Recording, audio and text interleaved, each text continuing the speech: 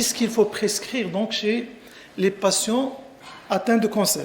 Donc je pense que la question ou la présentation est intéressante pour tout le monde, pour les généralistes, pour les psychiatres, pour les autres spécialistes. La première des choses, donc je vais essayer donc de faire une présentation plutôt interactive et sous forme donc de quelques questions QCM. Et donc là, je vais vous poser la question, quelles sont les indications des antidépresseurs en oncologie?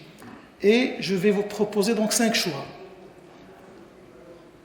Donc la dépression, le trouble d'adaptation avec humeur dépressive, les troubles anxieux, les bouffées de chaleur ou la cachexie.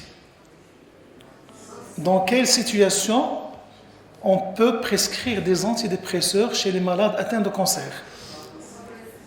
Oui, le A, la dépression, donc je pense que c'est clair. C, oui. Donc lorsqu'il y a un trouble anxieux caractérisé, donc il faut prescrire un antidépresseur.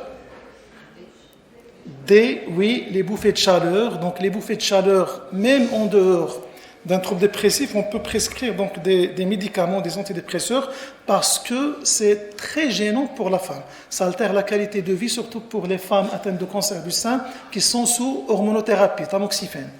Et bien sûr, pourquoi la cachexie? Pas le trouble d'adaptation.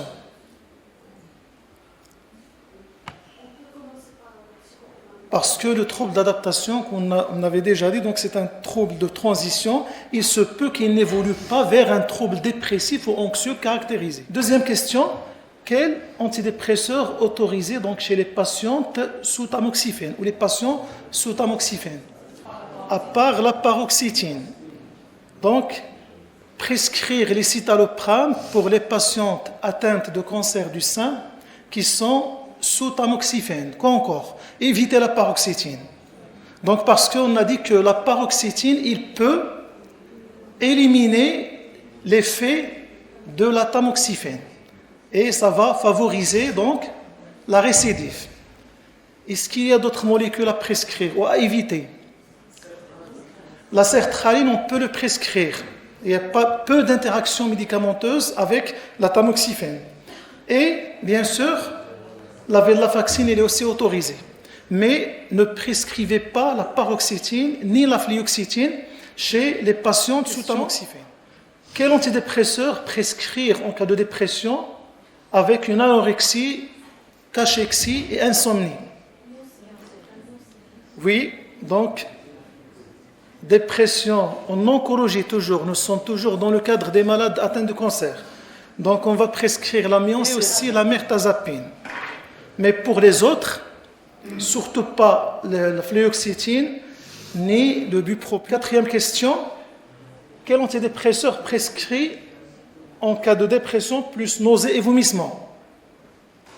Les nausées et les vomissements, ils sont très fréquents chez les patients atteints de cancer.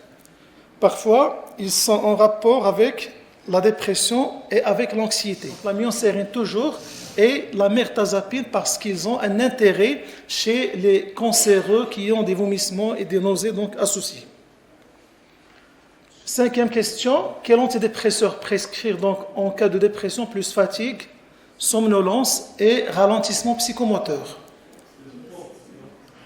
Oui, le bupropion, fluoxétine peut-être, oui, c'est possible.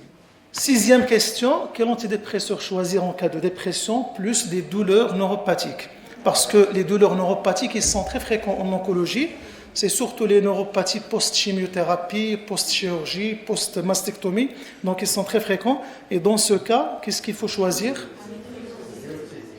L'amitriptyline, donc, qui est un antidépresseur tricyclique, qui est disponible, d'usage courant, et aussi la duloxétine, tableau qui récapitule donc ce qu'on avait déjà dit. Maintenant, on va passer rapidement à la prescription des antidépresseurs en cas de dépression plus plainte digestive. Normalement, le masque digestif, il est très fréquent. C'est une étude qui vous montre les plaintes les plus fréquentes chez les patients qui ont les plaintes gastro-intestinales les plus fréquentes chez les patients qui ont des symptômes dépressifs, les patients en population générale. Donc les patients qui ont une dépression ils ont de plus de douleurs abdominales, de diarrhée, de constipation, de dyspepsie fonctionnelle et de syndrome de l'intestin irritable. Donc, c'est des questions de médecins généralistes et de la pratique courante. Donc, dans ce cas, qu'est-ce qu'il faut choisir en fonction de chaque plainte? Par exemple, quel antidépresseur choisir en cas de dépression plus douleur abdominale prédominante? L'amitriptyline, l'imipramine, donc les antidépresseurs tricycliques, quoi encore? Et les inhibiteurs doubles de la recapture de la sérotonine et de la noradrénaline, notamment la duloxétine, la venlafaxine et le milnacipran. Est-ce qu'il y a d'autres propositions? Et les antipsychotiques à faible dose, notamment les sulpérides, l'aripiprazole, la kétiapine. Une autre question, qu'est-ce qu'on doit choisir chez un patient dépressif mais qui a des diarrhées prédominantes? L'amitriptyline, oui, exactement. Pourquoi? Très bien, parce qu'on va profiter des effets indésirables de l'amitriptyline pour gérer les diarrhées. Parce que parmi les effets indésirables donc des anticholinergiques, des antidépresseurs tricycliques, c'est la constipation. Ensuite, c'est tout. Donc, une autre question concernant les antidépresseurs à choisir en fonction lorsqu'il y a une constipation prédominante. Est-ce que c'est les antidépresseurs tricycliques, les ISRS, les ISRS-EDA, les antipsychotiques atypiques, les antidépresseurs atypiques ou les antipsychotiques? Oui. B. Choisir dans ce cas les inhibiteurs de la recapture de la sérotonine parce qu'ils ont peu d'effet sur la constipation. En cas de dyspepsie fonctionnelle,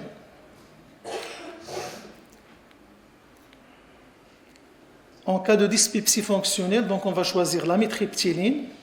Il y a énormément d'études qui ont montré l'intérêt, et aussi les antipsychotiques atypiques à faible dose. Une autre question concernant les patients qui se présentent avec une dépression, mais avec d'autres plaintes digestives, notamment la sensation de satiété précoce, les nausées, les vomissements et la perte de poids. Qu'est-ce que vous allez choisir? Oui, très bien, la myocérine, les antidépresseurs atypiques, myocérine, mirtazapine.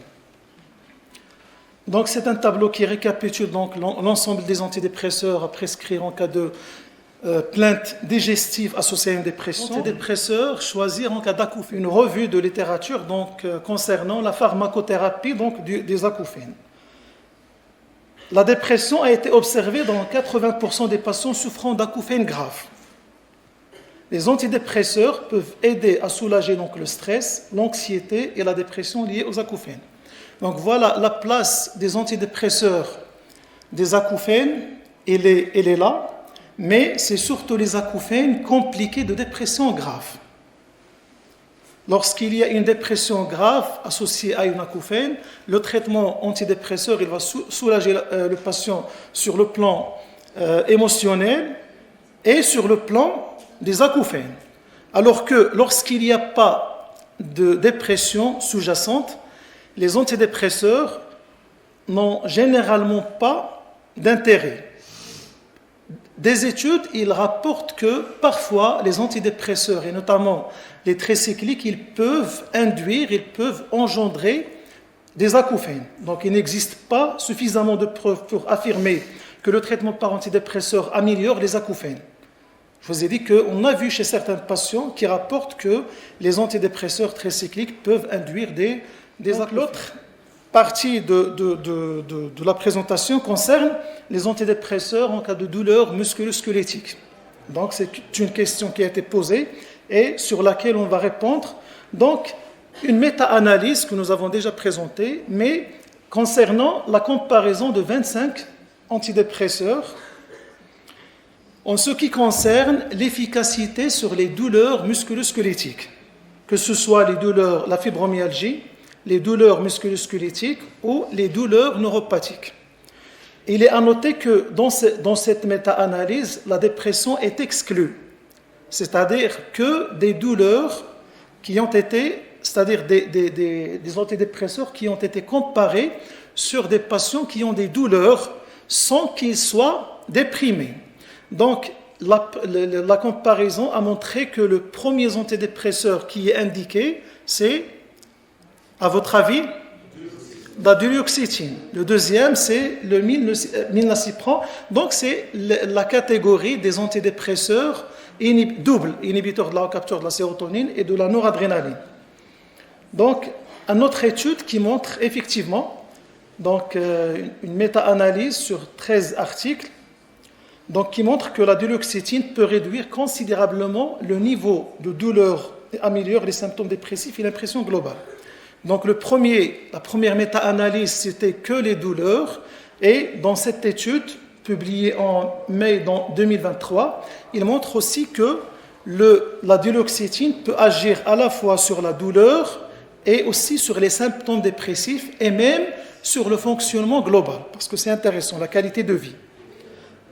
Par contre, l'étude il a montré que la duloxétine ne provoque aucun effet indésirable, grave, évident. Il faut juste le savoir manipuler. Donc, une autre étude montre que la duloxétine réduit les symptômes physiques douloureux de la dépression en général. C'est-à-dire un patient déprimé qui a un syndrome douloureux multiple, plusieurs plaintes somatiques. Dans ce cas, on peut, s'il n'y a pas de problème de contre-indication, on peut le mettre d'emblée sur duloxétine. Donc, il est à noter qu'il est approuvé par le FDA dans deux grandes indications, des indications psychiatriques et des indications non psychiatriques. Donc, pour les indications psychiatriques, c'est la dépression et le trouble anxieux généralisé. En ce qui concerne les indications non psychiatriques, à votre avis, est-ce que vous avez des propositions?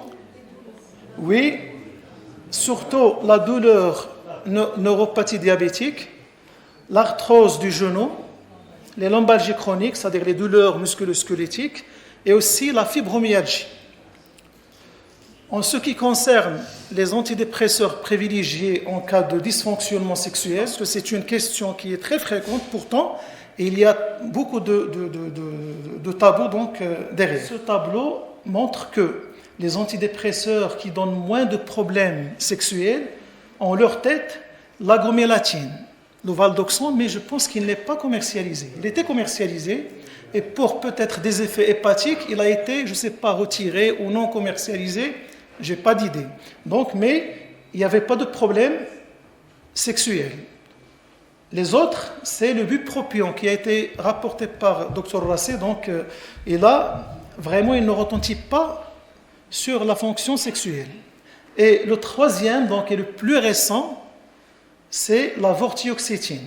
C'est un antidépresseur qui est récent, qui est commercialisé. Je pense qu'il y a un seul, c'est le Brintellix.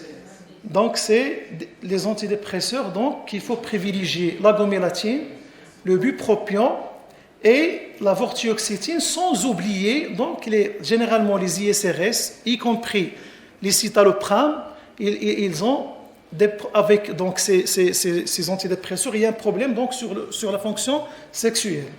Donc, une question intéressante, c'est que lorsque je mets un patient sous antidépresseur, IRS par exemple, et qu'il présente un problème de dysfonction sexuelle lié au traitement, donc, comment je vais faire?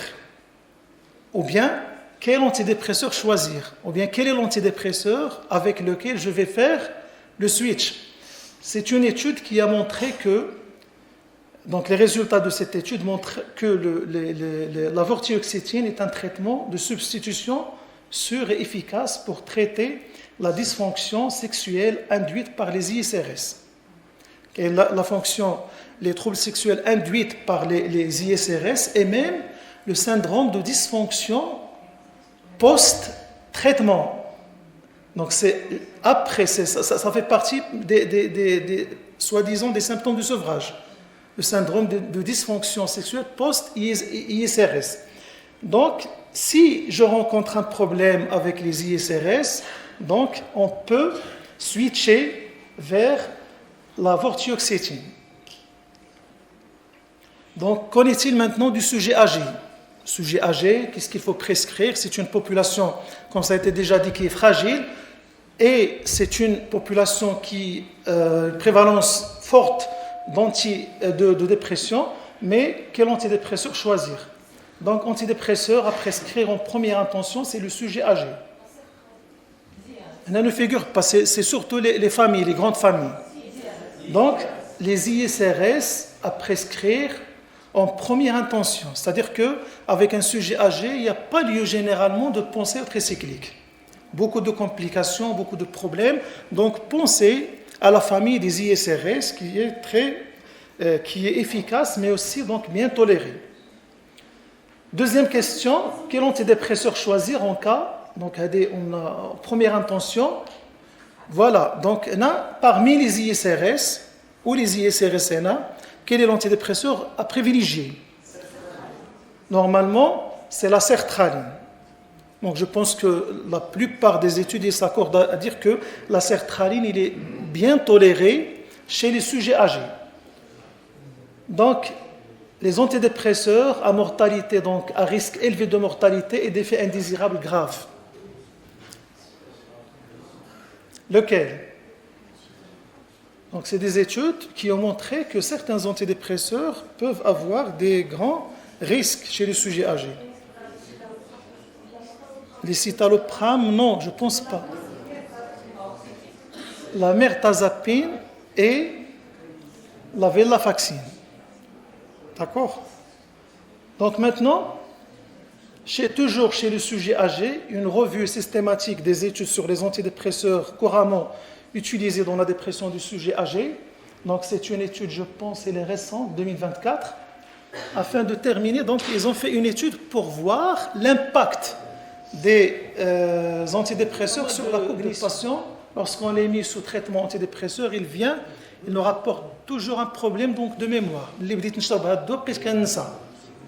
Donc c'est un souci qu'il faut prendre en considération.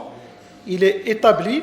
Et dans ce cas, cette étude donc, a étudié l'impact des différents antidépresseurs sur la cognition. Donc, cette étude a concerné les patients non déments, âgés de 60 ans et plus, et atteints d'un trouble dépressif majeur, non psychotique et unipolaire. Donc, les résultats montrent que la sertraline et la vortioxétine ont eu des effets positifs significatifs sur la vitesse de traitement de la mémoire.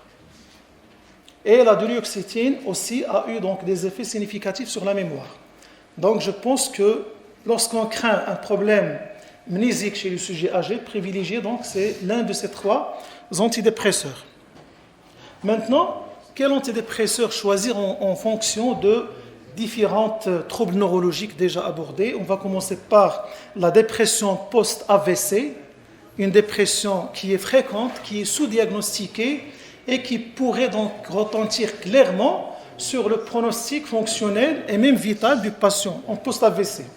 Donc, les études, ils ont montré que la fluoxétine et les citalopram, ou le citalopram, ainsi que la nortriptyline, c'est les plus étudiés et les plus efficaces, surtout la fluoxétine.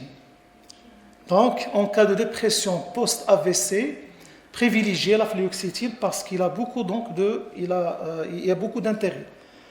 La myocérine semble inefficace et la venlafaxine et la mirtazapine donc un risque accru d'un nouvel AVC. Donc, il y a donc un problème donc, d'effet indésirable grave chez le sujet âgé. Donc, évitez la mirtazapine et la venlafaxine chez le sujet âgé. Maintenant, en cas de maladie, en cas de démence ou de maladie d'Alzheimer, qu'est-ce qu'il faut choisir donc, comme antidépresseur lorsqu'il y a une dépression associée? Dans ce cas, la vortioxétine toujours a démontré son efficacité dans l'amélioration cliniquement significative des symptômes dépressifs, des performances cognitives, du fonctionnement quotidien et global, de la qualité de vie liée à la santé chez les patients âgés atteints de dépression, plus démence comorbide, surtout à des stades précoces. Donc, on a l'étude, donc c'est surtout les 12 premières semaines. Une autre étude qui a beaucoup plus prolongée, a montré que la vortioxétine était sûre et bien tolérée chez les patients qui ont une maladie d'Alzheimer avec un épisode dépressif majeur. Donc, il y a une amélioration toujours des symptômes dépressifs, des performances cognitives et de fonctionnement quotidien et global. Donc, je pense que c'est intéressant donc, de connaître ces astuces pour ne pas aggraver le pronostic soit de la dépression ou de la maladie. Maintenant, donc, c'est toujours dans le cadre des maladies neurodégénératives. Donc, pour les démences, on peut mettre le patient soit sous vortioxétine. En plus de l'amélioration des symptômes dépressifs, il est bénéfique sur le plan du fonctionnement cognitif global. Mais on peut prescrire les autres, la sertraline ou les citalopram. Donc, en cas de maladie de Parkinson, donc on peut choisir comme antidépresseur soit les citalopram, la venlafaxine ou la nortriptyline. Parce que la particularité de maladie de Parkinson, c'est qu'il ne faut pas mettre le patient sous antidépresseurs qui peuvent aggraver le tremblement ou aggraver donc l'état du patient. Les preuves, en ce qui concerne toujours la maladie de Parkinson, s'accumulent pour soutenir l'utilisation des ISRSNA, donc normalement la nortriptyline et la venlafaxine, c'est-à-dire les inhibiteurs doubles chez les patients atteints de maladies de Parkinson et de dépression modérée à sévère. Les ISRS, la stimulation magnétique transcrânienne répétitive, peuvent également être envisagées. En ce qui concerne donc de l'épilepsie, donc les antidépresseurs qui ont un faible potentiel épileptogène, qui n'aggravent pas l'épilepsie, donc sont surtout les ISRS, donc un risque épileptique, épileptogène très faible. Les ISRS, notamment les citalopram, la sertraline, la mirtazapine et la duloxétine, donc ils sont recommandés même en cas d'état de mal épileptique. Par contre, on peut prescrire également la vortioxétine, mais avec une prudence. Il faut éviter de prescrire la venlafaxine parce qu'il peut aggraver l'épilepsie, de même que les tricycliques, bupropion. Donc, chez un patient épileptique déprimé, pas lieu de prescrire le bupropion, la venlafaxine ou les tricycliques, parce qu'il risque donc d'aggraver l'épilepsie. Et je vous remercie pour votre attention.